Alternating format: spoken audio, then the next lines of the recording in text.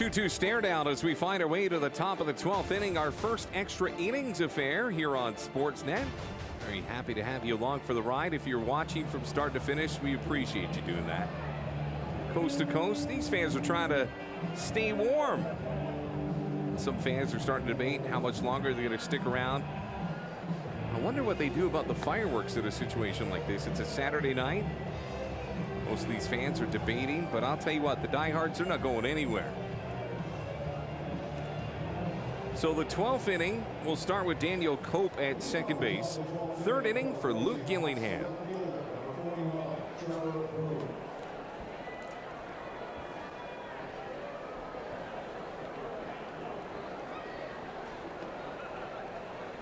Trevor Boone will lead things off 0 for 3 in this game. Fastball mixes up in a little bit of wing as well. 1-0. Boy, Gillingham and Pasco have done so well for the Canadians, but just can't seem to find a run.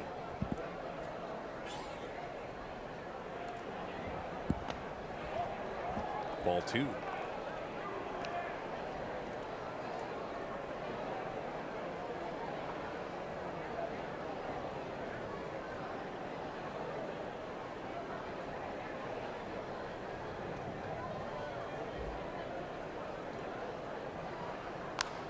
High fly ball back behind home plate. The count goes to 2-1. Souvenir for somebody up here on the roof.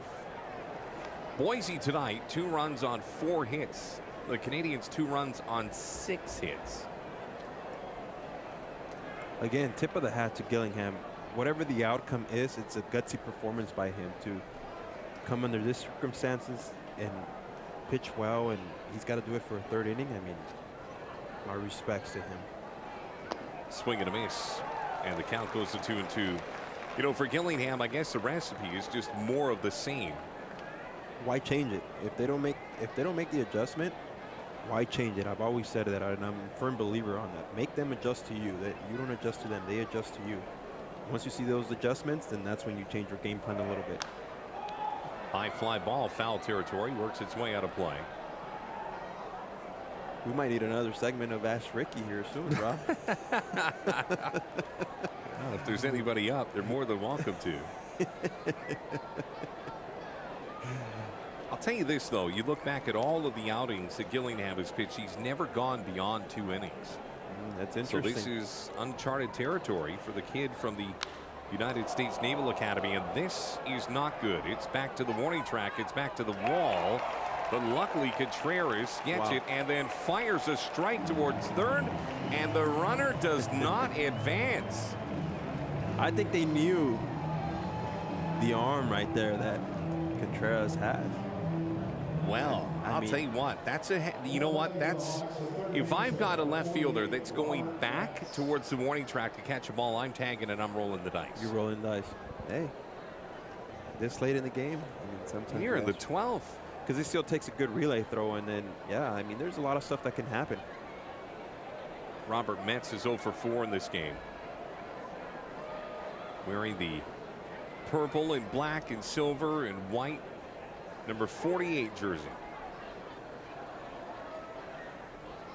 Hitting 100 on the season. Fastball, swing and a miss. Metz is the last hitter to not face Gillingham in this game. So the art of surprise and all these curveballs and things that go into it, starting with Brian Quijada the next hitter, he'll have known what to expect now. It's the second time through. Bullpen for the Canadians is kind of working itself out.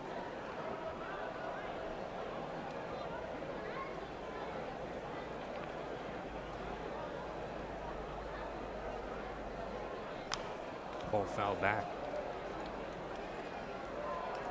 So it's 1 ball and 2 strikes with 1 out.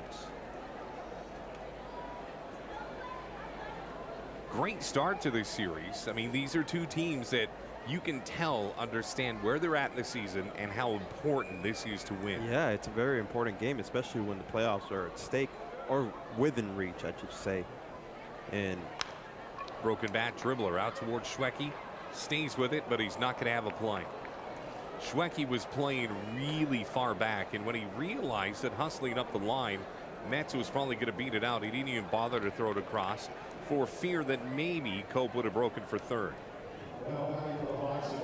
And at the end of the night, it really comes down to who wants it more, Rob. Who wants it more, and who can execute. And who can execute. Yeah, you're right. You're right, because both teams have had opportunities to capitalize on runners in scoring position, and they haven't been able to capitalize on that. Well, it's going to be a tough luck loss for someone. The ball gets away from the catcher, and now with just the one out, you got a runner at second and third. Ricky, I would imagine that you're gesturing of your hands saying it's time to put Quijada on and load the bases. I think so. I think you have to put him on right here and just kind of roll the dice with the double play, especially a guy like Gillingham who can roll up those ground balls and has a good changeup and a good fastball that he locates well down and away. There we go. I think you're going to see it right here. They're gonna put him on, and rightly so. So of course now in minor league baseball as well, you don't have to offer up the 4 pitches. You can simply acknowledge that you want to walk the guy, and he just goes down the first base line. So no margin for error. Don't ask me how I feel. I know. I feel like I'm breaking all this information on you. I know. I apologize in advance. So Quijada, he's on with the intentional walk, which will load the bases for over 3 Zach Hall. There used to be a guy. You know why I feel like those are important? Like, I don't like the whole free passing. We used to have a guy, and he played in the big leagues for a long time. And you'll know the name, Octavio Dotel. He had a tough time lobbing the ball. Everyone knew he had a rocket of an arm, 97, 98, 99, 100. But he had, when it came down to those 4 pitches, intentional walks, he had a lot of trouble. High fly ball into very shallow left field. Contreras is going to have to come up throwing for sure. Makes a catch. Here comes the throw to the plate, and it's a missile. Wow. Well, somewhere Jesse Barfield's ears are burning as the kid from deep left field throws a rocket, and now all of a sudden you still got the bases loaded and 2 outs. From the angle that we're sitting at, it looked like that ball was going to be offline, but Clark caught it right in front of home plate. And it almost seems like, if you see that ball go up, it almost seems like he kind of took a step back and he lost his footwork a little bit. Takes a step back, kind of right there, and then, but man, almost like Yasiel Puig out there. Not bad. First pitch is in for strike to Turner Brown. It is still 2-2. We are in the top of the 12th, our longest broadcast by far. To all of our camera crew, all the sound ops, everybody working across the board, couldn't do this without you, and we appreciate every ounce of your energy tonight. We're going to try and get you a win. 0-1 is a ball that is driven into center. Ramos sets up under it, and the Canadians are going to escape this inning again. And for the 3rd straight extra frame, the Canadians bend, but they do not break. Tremendous. We are off to the bottom of the 12th, young Mr. Romero. When we come back, Contreras will be at second base. De Los Santos, Ramos, Morris trying to get the Canadians their first win of this 3-game homestand. As you're watching live coverage of the Vancouver Canadians, presented to you tonight by A&W on Sportsnet Pacific.